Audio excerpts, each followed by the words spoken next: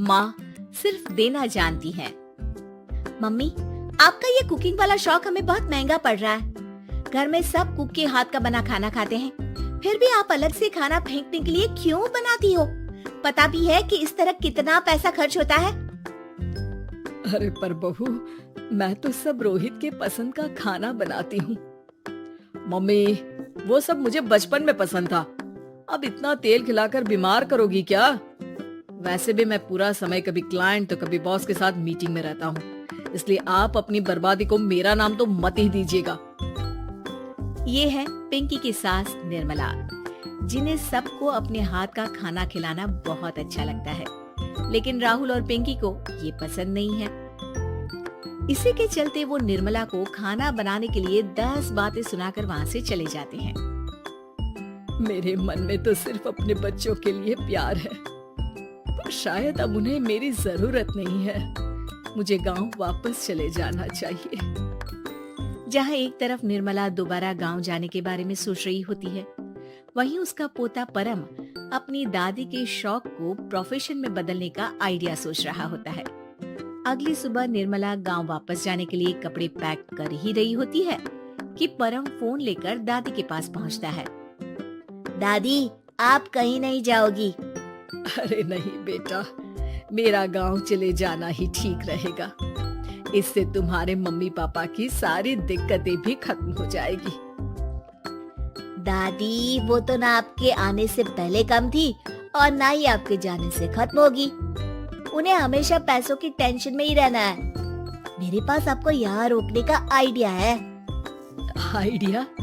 मतलब मैं कुछ समझी नहीं। इस पर परम अपनी दादी को YouTube खोलकर उसके बारे में सब कुछ बताता है, जिसे सुन दादी कंफ्यूज हो जाती है। अरे बच्चे, तूने इस बुढ़िया के बारे में इतना सोचा, वही बहुत बड़ी बात है। देख, मुझे ये सब समझ में नहीं आता, तू मुझे जाने दे बेटा। अरे दादी, इसमें कुछ मुश्किल नहीं है, मैं हूं ना हेल्प के लिए। आप बस खाना बनाओ, और पता है YouTube की मदद से आप अपनी स्पेशल रेसिपी लोगों को सिखा भी सकती हो। अच्छा, ऐसा भी हो सकता है? मतलब बस घर बैठे मैं दूसरे लोगों को सिखा दूंगी? सिर्फ कुछ लोगों को नहीं, पूरी दुनिया को सिखा सकती हो, और उसके लिए आपको सिखाने के पैसे भी मिलेंगे दादी। इस पर बहुत देर तक दादी को YouTube के बारे में समझाकर आखिर में परम उन्हें कन्विंस कर ही लेता है, जिसके बाद वो गांव जाने का प्लान कैंसिल कर YouTube चैनल शुरू कर देती है। हमने ये शुरू तो कर दिया, पर इससे कहीं रोहित और पिंकी को दिक्कत ना हो बेटा। दादी, वो आपके बारे में नहीं सोचते तो आप क्यों उनके बारे में इतना सोच रही हो? इसके बाद दादी पोता मिलकर खाने के वीडियो और साथ ही उनके ट्यूटोरियल की वीडियो बनाकर उन्हें YouTube चैनल पर अपलोड करने लगते हैं। सब खुशी से चल रहा होता है कि कुछ हफ्तों में ही पिंकी को इसकी खबर हो जाती है।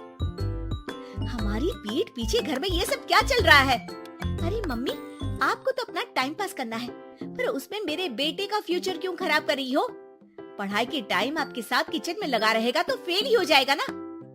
वैसे इस YouTube वाले के शौक के लिए आप जो फैंसी डिशेस बना रही हो, उसके पैसे कहाँ से आ रहे हैं? मम्मी, आपको हमेशा पैसों की चिंता ही क्यों लगी रहती है? और रही बात मेरी पढ़ाई की, तो आपसे ज्यादा दादी को उसकी चिंता है, इसीलिए मेरी पढ़ाई के बाद ही वो ये काम करती है।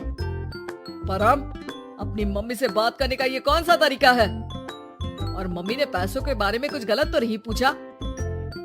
जब घर में हम दोनों कमाते हैं तो ये पूछने का अधिकार तो है कि पैसे कहाँ इस्तेमाल हो रहा है। मम्मी का ये जानना जरूरी बनता है।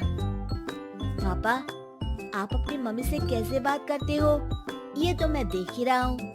तो आपके मुंह से ये बातें तो अच्छी नहीं लगती।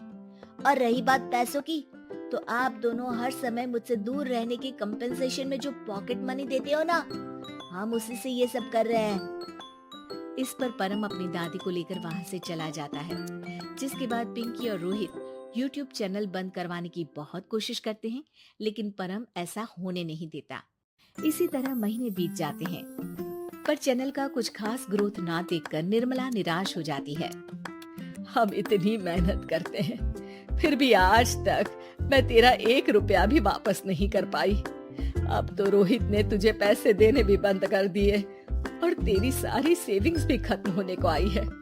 बेटा, मुझे लगता है कि हमें ये सब बंद कर देना चाहिए। दादी, YouTube चलने में मेहनत के साथ ढेर सारा सब्र भी लगता है। देखना, कुछ महीनों में सब सिर्फ आपको ही देखेंगे और अगर फिर भी कुछ नहीं हुआ तो बंद कर देंगे।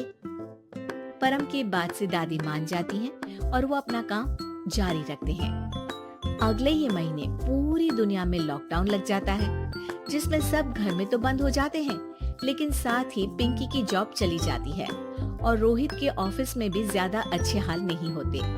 लेकिन वहीं लॉकडाउन के असर में निर्मला के सब्सक्राइबर्स और व्यूज बढ़ने लगते हैं। देखा दादी, मैंने कहा था ना, एक दिन सब आपको ही देखेंगे।